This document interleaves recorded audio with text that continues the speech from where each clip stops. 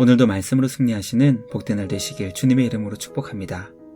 1월 17일 우리에게 주신 말씀은 요한복음 5장 30절부터 마지막 47절까지입니다.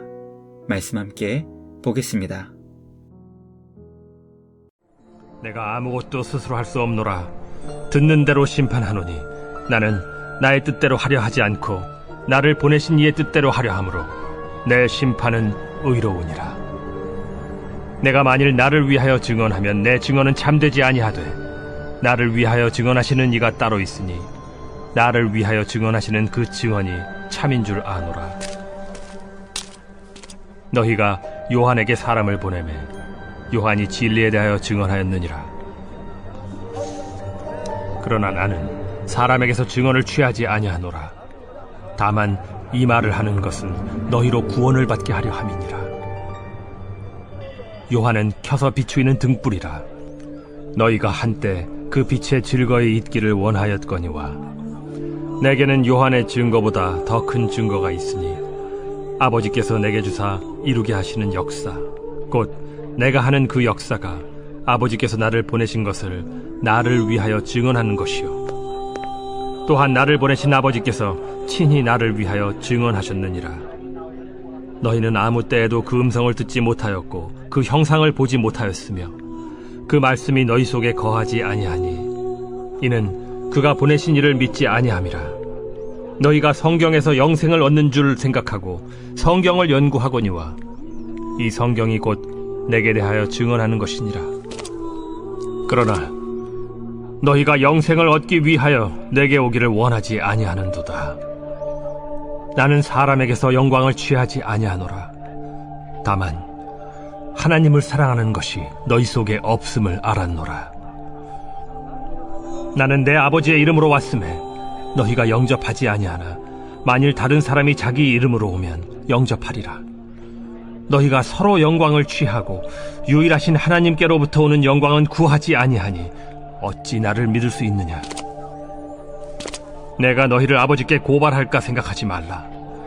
너희를 고발하는 이가 있으니 곧 너희가 바라는 자 모세니라. 모세를 믿었더라면 또 나를 믿었으리니 이는 그가 내게 대하여 기록하였음이라. 그러나 그의 글도 믿지 아니하거든 어찌 내 말을 믿겠느냐. 말씀의 제목은 예수님에 대한 증언들입니다. 구약은 법정에서 2명이나 3명의 증언이 있어야 법적 효력을 인정했습니다. 유죄인지 무죄인지 증명하기 위해 2-3 증인의 증언이 필요했던 것입니다.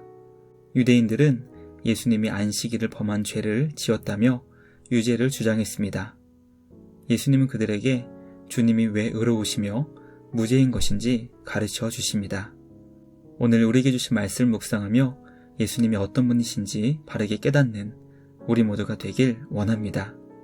성경이 우리에게 가르쳐주고 있는 예수님에 대한 참된 증언을 믿고 주님을 바르게 영접할 수 있는 우리 모두가 되길 주님의 이름으로 축복합니다. 첫째, 예수님은 하나님 아버지의 뜻에 온전히 순종하셨습니다. 하나님이신 예수님은 스스로 모든 것을 판단하실 수 있고 심판하실 수도 있으셨습니다.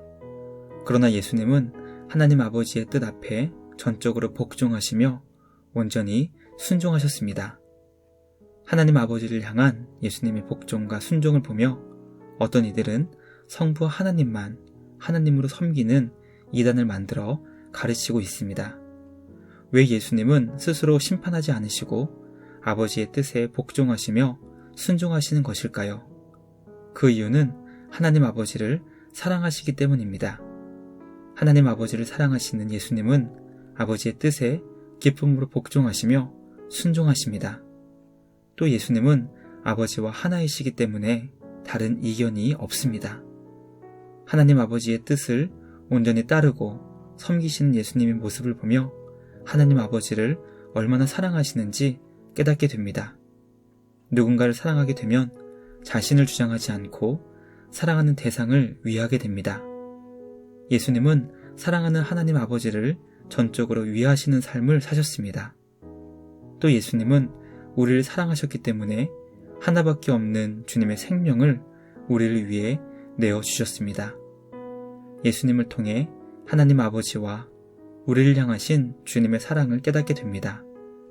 예수님을 닮아가는 주님의 제자로 하나님 아버지께 순종하며 예수님을 섬기며 이웃을 주님께로 인도할 수 있는 우리 모두가 되길 주님의 이름으로 축복합니다.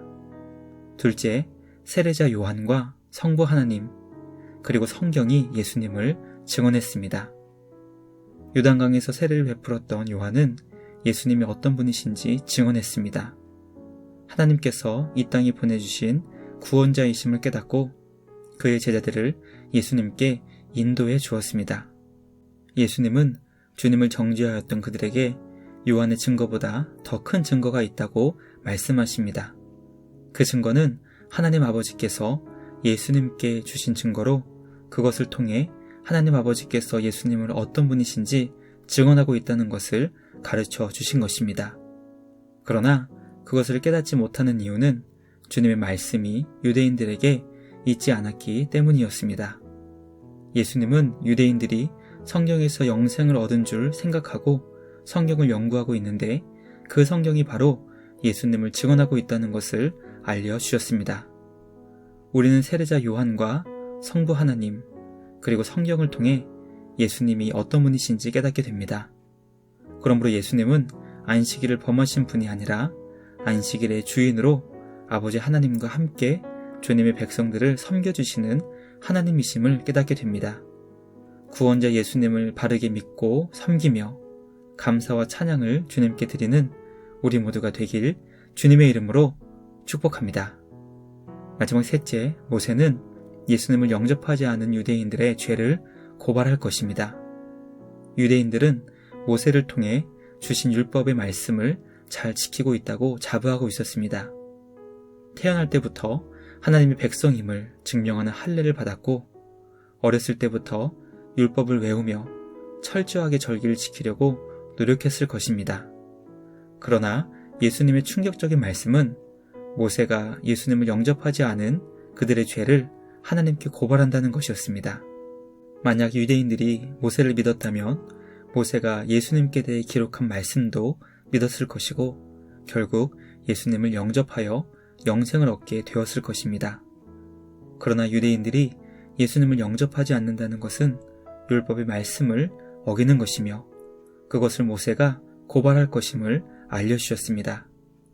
예수님을 영접하는 것은 모세의 고발에서 자유하게 되는 것이며 성경의 말씀에 순종하여 의로운 주님의 백성이 되는 것입니다. 우리의 힘과 노력으로는 예수님을 영접하지 못하지만 주님이 주시는 구원의 은혜를 통해 주님을 영접하고 영원한 생명을 얻게 될 것입니다. 주님의 은혜에 감사와 찬양을 드리며 우리 주 예수님을 믿고 따르는 우리 모두가 되길 주님의 이름으로 축복합니다.